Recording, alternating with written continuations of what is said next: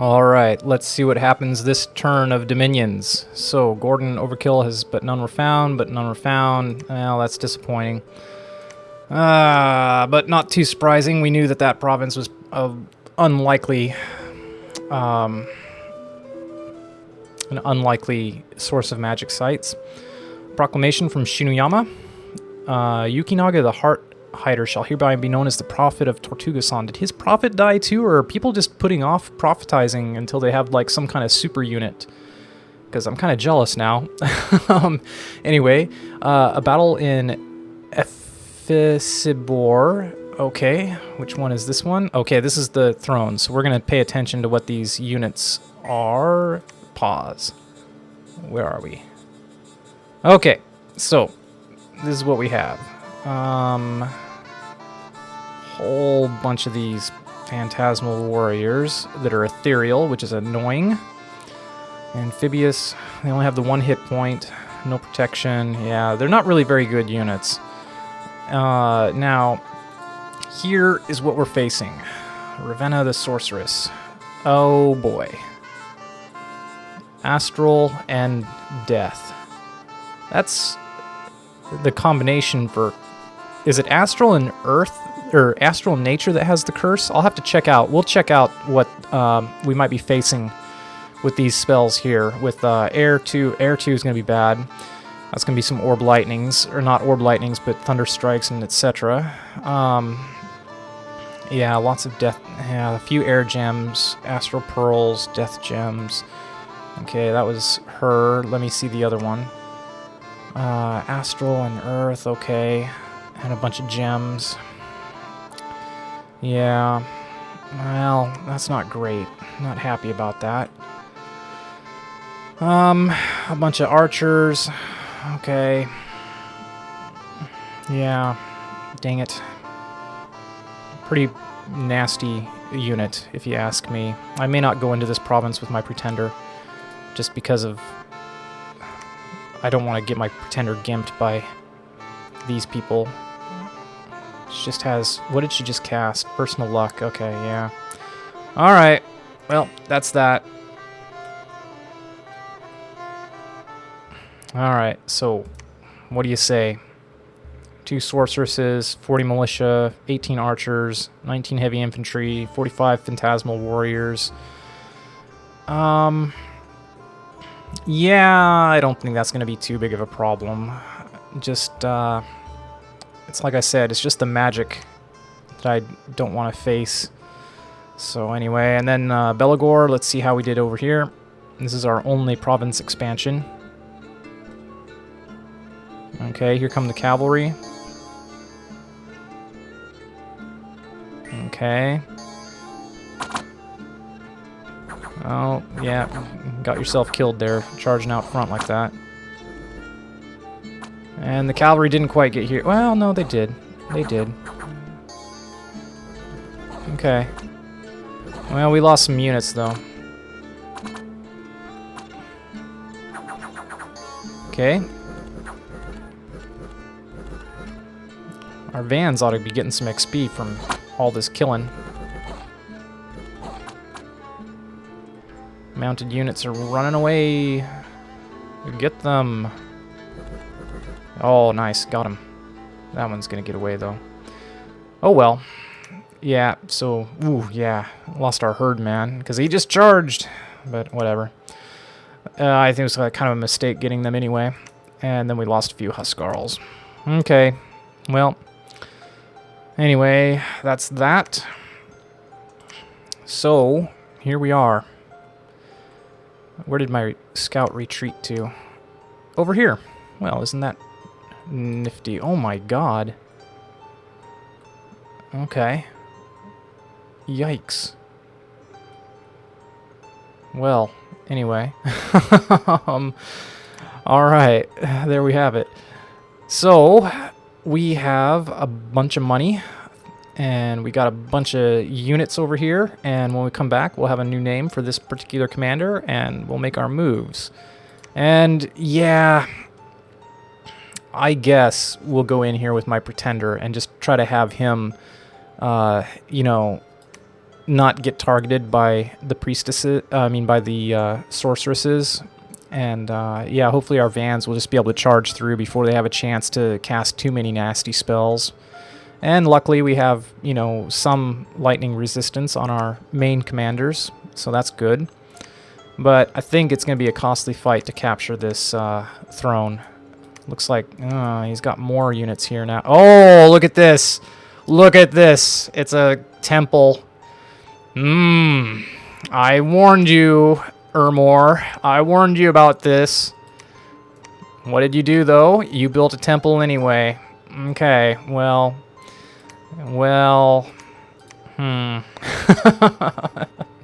We'll see. We'll see how that works out.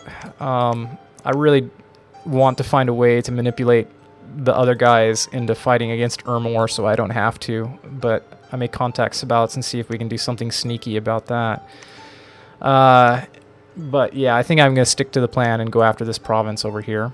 And our research, we're almost done with construction level 2. So I think before I forget, alteration is the next one I want to go into. So I'm going to put 16. Yep, 16 to finish up construction, and then we're going to work towards alteration. And basically, there's nothing here that's that great. Aim, no. False fetters, not really. Charge body, not really. None of these I can use. Not really. Quicken self is the one I want to get to for Fafnir. As well as not mirror image. Phantasmal warrior is terrible because my units are going to start casting it. Ice shield would be good for Fafnir as well, etc. So anyway, that's probably what I'm going to go for next, although I also want to get evocation. I don't know, I could think about getting evocation first. I'll think about that off camera. For now, though, that's what I'm going to do. So anyway, like I said, I'll see you in a bit after I've made my plans for my turn, and maybe I've had a chance to do some diplomacy with the other guys. We'll see. Alright, here is the turn as I think I'm going to play it. First of all, we have our 2 scouts in this province, and one of them I am sending over here to observe this battle. As you can see now, there are a big bunch of guys here from Agartha that are going to go in and attack this province, and I want to see what that army is just exactly. And then we're going to send another set of scouts up here. I don't know what Ermor is doing. I've talked to Sabouts off camera, and he apparently still has a bunch of independent provinces that he's trying to destroy. And I sent him a message about his temple here and so forth, and we had a little bit of a... Yeah, we've had a fine exchange, actually. Not overly aggressive. He's not being too aggressive right now. And I am sticking with my plan to go ahead and capture this province with everything I have, just to make sure it's a smooth capture, and then with Fafnir I'll claim the throne as well. Here's how I have my army laid out. So, up here we have Gordon Overkill, and here we have Lighthawk, and we have the 2 separate squads of vans, and that's just because Lighthawk is bringing one set of this larger group of vans from across the ocean, and this is the one that's already there under the command of Fafnir. I've moved Fafnir down here to the very bottom, and I've put in front of him these van heres, and I've told them to attack archers. And these guys up front are just there to distract the enemy. So the enemy should converge centrally on these guys, and they're just going to hold for 2 rounds and move forward. And then, yeah, we know that the archers are down here, and the sorceresses are up here. And I've told my guys to hold an attack, just to try... We're going to try it out. We've put our guys in the very back, and we're going to try to have the sorceresses burn the first 2 rounds on spells that aren't so important. We know that they're going to cast Luck first off. There's some bad spells that they can cast, but they can't curse us because there's no nature. They don't have the, I think, nature and astral combination that they need for curse. But they could cast Horror Mark. I don't know that I'm that worried about Horror Mark as much as being cursed, but either one I don't want to have. But hopefully, well, we'll see. We'll see what happens. If that happens, it happens. So yeah, these guys are set to cast for 2 rounds. I debated doing that with Fafnir as well, you know, because he could throw those rocks, and there's a big enough group that some of the rocks would hit. I decided not to do that, though. I just don't think it's worth the fatigue. So he's just going to hold for 2 rounds, and then he's also going to attack archers. And yeah, again, here you can see the middle guys here, they're going to hold and attack closest. Vans are all holding and attack closest. Also, by having them hold and be at the back, that should give time for the Phantasmal Warriors to kind of split apart, because I don't think they move consistently. So they'll kind of, yeah, they won't be all grouped up by the time we engage with them, and probably similarly with the other warriors. And I should have pretty high magic resistance, 14, so I'm hoping that those Phantasmal Warriors are not going to do a very good job against my Vans. Obviously, my Einheirs only have magic resistance 10s, so they're more likely to be hurt. Same with my Huskarls, but these guys at this point, these guys are just, like I said, to serve as distractions. I want to keep the arrows from being fired into my Vans and into Fafnir as well. And yeah, I don't want to lose these units, but I think 3 Vanheirs, if they can somehow get through to the archers, they'll do a lot of damage. I think. We'll see. They'll go berserk at any rate, and that'll be good stuff. So that's the scripting plan there, and yep, they're coming all the way from over here.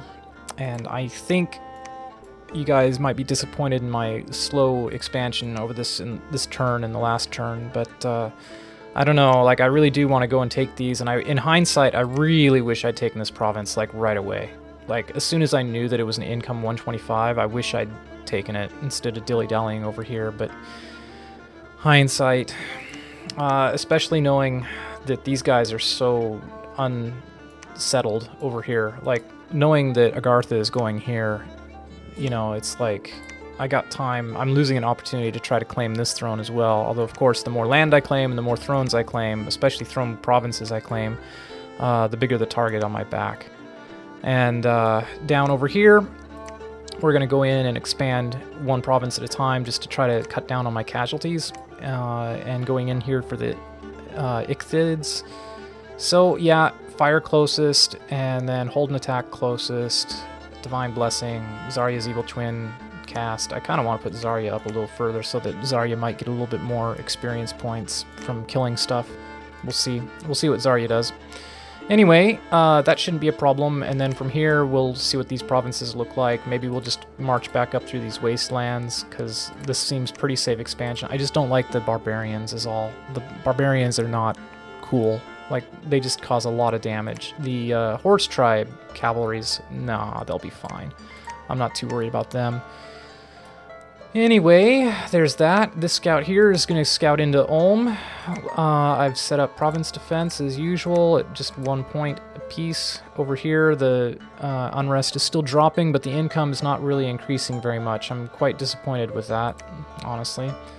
The income over here is much better, as is here. So yeah, finally capturing some farmland over here has been nice. But boy, this province here, this is the juicy one. This is a good province. I really wish I'd taken Golrai up sooner. I almost think this is where I should build a castle instead of over here, but nah, we're going to do it. We're going to go over here.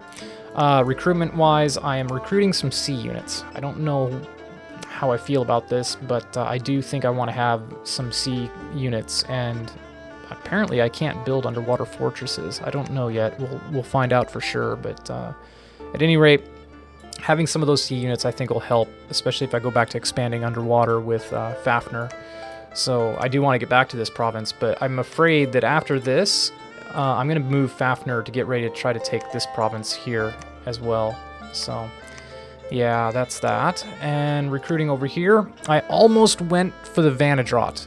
Like, I almost went for the Vanadrot. Just to start getting him worked on. He's a slow to recruit commander, but it's going to leave me with a gold reserve of only 40. Takes 2 turns to come out. Yeah. I decided instead to get the Vanhers. The Vanhers is significantly cheaper. He'll be done and ready immediately, which means these troops will be available to use for expansion. I don't know that that's going to be enough troops to try to take this province, but man, if this report is accurate, there's got to be some mages or something in here, though. Like, I can't believe that it's just this small of units. But maybe it's just a level 1 throne, so who knows. But Level 1 thrones still have like magic user guardians, you know, so I'm kind of I don't know. You know, alternatively, one thing I could do is you know, get a Fey Boar and have it go in there to distract these units. And I know that the Fey Boar will get resurrected. Do we want to do it? Do we want to do it? Get a Fey Boar? Just one. It's immortal. It'll come back to life. It'll come back to life, and it'll be, you know, because we're going to be attacking into our own dominion. It'll come back to life. It'll distract the archers. If it gets to them, it'll trample them. I mean, it probably won't because it's just one. Let's face it, it's just one Fey Boar, and it's very expensive, 100 gold. The reason why I want to save some of my treasury is because when we get here, and I want to start building a castle right away, which means I'm only going to have a very small amount of money available to continue recruiting troops. So, yeah, how do I feel about this? How do I feel about it? I think I'm going to do it. Let's give it a shot. Never done it. Never done it. Let's give it a shot. It's immortal, trample, etc. Supply bonus 50. Let's do it. I mean, it won't die, right? So, yeah, we're going to do it. Okay, and anything else to discuss? I don't think so. One thing I'd like to point out is on the statistics. We have our Hall of Fame here. Durand the Great is dead, but Durand the Great was not a special monster. Durand the Great was Tortuga's guy, so I don't know what happened to Durand the Great, but I'm very curious to understand how he died and why he died under a different flag. And then Bob and Tom, yes, are dead, so I'm interested to know about that. So, we currently have the champion of the Hall of Fame. Zarya's evil twin is at the top. I would really love it to get, you know, one of my other guys up there too, but poor Agartha doesn't have anybody famous. So yeah, I don't know what's going on there. Anyway, I think that is everything for this plan. 2 provinces this turn, save some money, build a few sea units. Do I really want to do it already? I'm reluctant. It's not that much money, but still, I don't know. Let's just do it. Still got our province defense here, blah, blah, blah. I think this is it. I think this is it. I think this is the turn I'm going to submit. I don't see anything else to do. And I'm not going to send any messages in-game. I haven't heard back from Sabouts, but basically I'm trying to get Sabouts to go against Agartha, and his response to that was that he needs to clean up his independence. So anyway, I'll read that correspondence here in just a sec. But in the meantime, that's going to be it for this turn.